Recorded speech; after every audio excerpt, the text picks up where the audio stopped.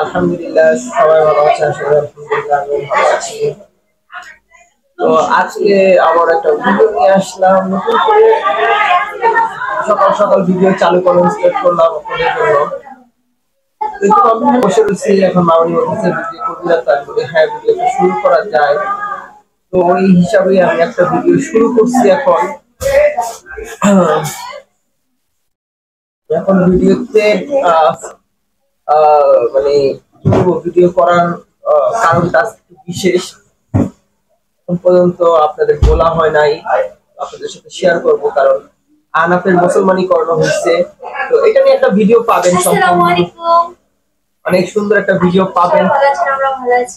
কথার ভিতরে বামহাত ঢুকে যাচ্ছে।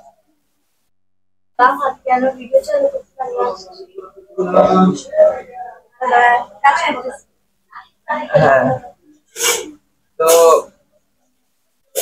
এখন যে কথা বলতেছিলাম, তো আহনাফের মুসলমানি করানো হয়েছে আগের গতকালকে সকালবেলা 9টার দিকে।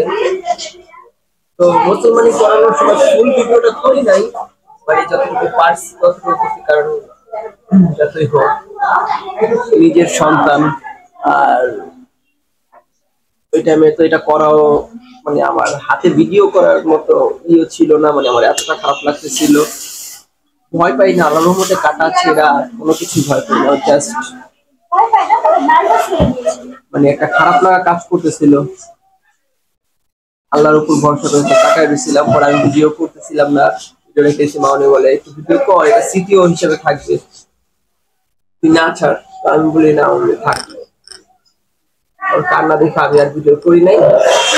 তো আল্লাহর মধ্যে সুস্থভাবে সম্পূর্ণভাবে সুন্দরভাবে হয়েছে। আর কি বলবো এখন, ওটার কিছু বলা আসছে না। আল্লাহর মধ্যে এখন ভালো আছে, মানে শুয়ে আছে। মামুনি পাপা যেভাবে করতেছে, আমরা তো আছি, কিন্তু মামুনি পাপা ওর জন্য জীবন দিয়ে দিতেছে। ঘুম নাই, খাওয়া নাই, আনা ফানা ছাড়া কিছুই নেই। তো আমি চিন্তা করছি পাপা এবার আবার বিদেশে গেলে থাকবে কিভাবে আনাফকে ছাড়া, আর আনাফ থাকবে কিভাবে পাপাকে ছাড়া। পাপা কালকে নামাজ পড়ার জন্য আসছে ঘরে, আবার একটু বিশ্রাম নেওয়ার জন্য একটু আসছে। তো কি বলবো, আনাফ দাদা দাদা নাই, দাদা এইগুলি বলা শুরু করছে, মানে দাদা বলে পাগল। তো এখন আনাফ নিয়ে আসছে, শুয়ে রয়েছে। তো আজ তো আনাফকে দেখাবো না, কারণ আমি চাইতেছি না ওর বিপদ মুক্ত হয়েছে, কিন্তু এই সম্পূর্ণ জিনিসটা একসাথে দেখাবো, এখন না, পরবর্তীতে অন্য কোনো ভিডিওতে।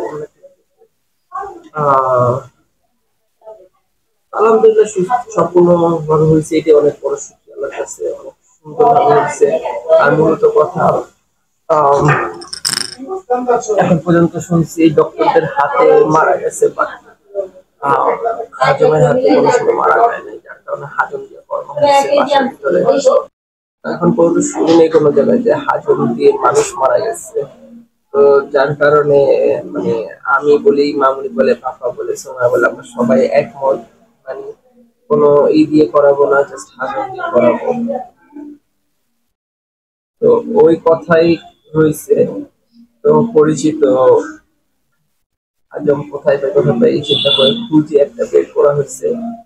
তো ওনাকে দিয়ে করানো হয়েছে কাজটা। আল্লাহর মতো হাত অনেক চাল, অনেক সুন্দর, অনেক সুন্দর ভাবে করছে, দেখে পছন্দ হয়েছে অনেক। তো যাই হোক, সবাই দোয়া করবেন তাড়াতাড়ি সুস্থ হয়ে যায়। আগামীকাল তিনি আসবে, আয়শা উনি আবার ওটা খুলে দিয়ে যাবে।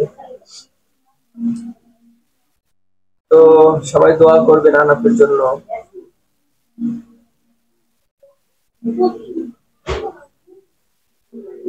চলুন মামুনিরা কি করছে একটু দেখে আসি আপনাকে। এই যে এখানে মামুনিরা রান্না বাড়া করতেছে, কালকে রান্না বাড়া কেউই করতে পারে নাই, এই কারণে আমি করে দিছি।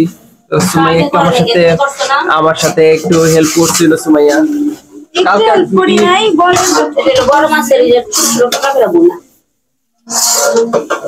আর এটা হলো টানা পোনা করে আমি বলবো লাল ভুনা।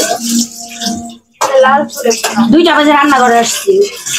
রান্না শেষ, এখন বাজে কয়টা একটু দেখে নেই, 2:43।